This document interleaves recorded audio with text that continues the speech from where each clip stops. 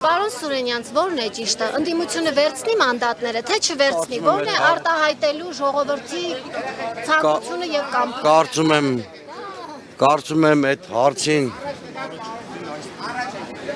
Կարծում եմ այդ հարցին պատասխանելը այս պահին առնվազն տեղին չի։ Մի րոպե, ժողովուրդը մանդատ վերցնել չվերցնելու չի սպասում, ժողովուրդը սպասում է Նիկոլ Փաշինյանը երբ է վռնդվելու։ Իսկ մի րոպե, հիմա պատասխանեմ։ Իսկ այդ հարցը մանդատ կվերցվի, չի վերցվի, այս բանը շատ երկրորդական է, որովհետեւ մենք ընտրությունների պատկերը սկիչ ենք վերականգնել։ Հիմա վտանգի տակ է այս կենտրոնական ընտրական հանձնաժողովի նիստում, որ Հայաստանում հաստատվելու ավազակապետություն։ Այսինքն իրանք թքած ունեն ընդհանրապես որևէ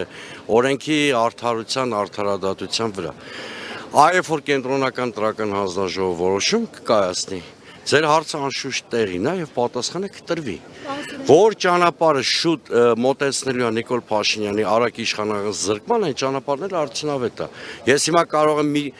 բոլոր ճանապարհները եւ պլյուսները նշել եւ մինուսները։ Ունիվերսալ ճանապարհ չկա, որովհետեւ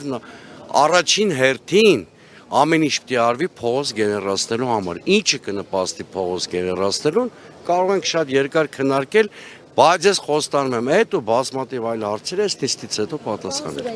Նիկոլ Փաշինյանը այս պարզ գործընթացը, պարզ մաթեմատիկական, աքսիոմատիկ գործընթացը վելը մեկ այլ դաշտ մեղադրելով ընդդիմությանը կաշառք տալու մեջ, մեղադրելով ընդդիմությանը օրինակ հարուստ մեջ հիմա ասում է հացին կակա են ասելու, այսօր տեսաուղերձ է հղել, բայց բացի այդ այնտեղ մի ձևակերպում է անում, որ վերջ է տալու Թավիշին, ինչ սպասել։ Ուրեմն ինքը թորիշի հացի մասին չմտածի, որտեղ իր արած հանցագործություններով ինքը կարծում եմ շատ մոտ ապագայում կակայի ասելու ազատությանը։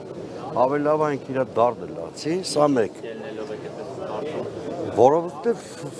այդքան հանցագործություն չի կարող անպատիժ մնալ եւ ի վերջո հիմա ասեմ ինչից եմ կարծում իր մոտ մի կողմից վախերն են խոսում, մի կողմից ռեպրեսիվ վարքագիծ է, երկուսը իրար հետ միախառնված է, հաստատ համոզված են, որ չլներ ընդդիմության կոնսոլիդացված ակցիայի մասին լուրը, այսօր ինքը այդ լայվը կամ ուղերձը չեր անի։ Մյուս կողմից ինքը հասկանում է, որ ընտրությունները իշխանության ճգնաժամը չեն հաղթահարել եւ իր ամեն օրը իշխանության, ինչքան կտևի ես Նոստրադամուսը չեմ կարող ենթադրել,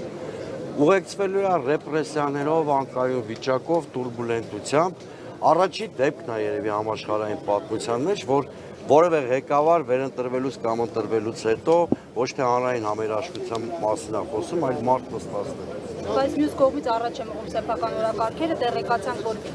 քարտուղար Արմեն Գրիգորյանը այսօր Դիլիջանում հանդիպել է Հիկմետ Հաջիևի հետ, խոսել խաղաղության այսպես կոչված պրոցեսի մասին, սրա հետ կապված ինչ դիտարկումներ ունեք։ Դա շատ բնական է, որ լոյալության դիմաց, այսինքն Ադրբեջանը, Թուրքիան, արևմտյան պետությունները ամեն ինչ արել են Նիկոլ Փաշինյանի կոմֆորտը ապահովելու համար, հիմա եկել է պարտքերը վերադարձնելու ժամանակը, դա ինձ չի զարմացնում, եւ պետք է այդ process-ը շատ արագ լինի։ Մյուս կողմից ադրբեջանցիների մոտ կա մտահոգություն, որտեղ Նիկոլ Փաշինյանը այս անգամ իշխանությունը պահպանել է խիստ խոցելի լեգիտիմությամբ եւ ի վերջո որևէ հաշվարկի պարագայում խորհրդանում չունի սահմանադրական մեծամասնություն պարտավորությունները կատարելու համար։ Երևի ըստ երևույթին վերջացնեմ ես մի նախադասը, ըստ երևույթին ադրբեջանցիները նաև իրենց մտահոգությունները փարատելու խնդրում են։ Պարոն Սուրենյան, հիմա դուք հենց ինչ եք ակնկալում եւ ունեք սցենարներ մշակած, թե X պատասխանի դեպքում, X որոշման դեպքում ինչ քայլեր եք ձեռնարկելու, Y-ի դեպքում ինչ քայլեր։ Այո, սցենարներ տարբեր կան։ Ես որպես քաղաքացի կհեծ ակնկալում եմ ընդհանրապես օրինականության եւ արդարության վերականգնում ամբողջ ծավալով։ Գիտեք, որ քաղաքական տարբեր ուժեր տարբեր պահանջներով են դիմել, մեկը մեկին չեն հակասում։ Այդ է ասում, չէ՞։ Տարբերակա եւ ուժեղ Հայաստանի հայցի բավարարումը եւ մեր հայցի բավարարումը, որտեղ այս նիստով չի վերջանալու։ Հետո դատական վիճարկումների փուլ է մտնելու։ Ուժեղ Հայաստանը դիմել է, որ վիճարկեն ամբողջ ընդհանուր։ Ես դրան էլ սկզբունքորեն դեմ չեմ։ Իսկ դուք ինչ եք պահանջում։ Մեր պահանջը երեկվա դատական նիստից է բխում,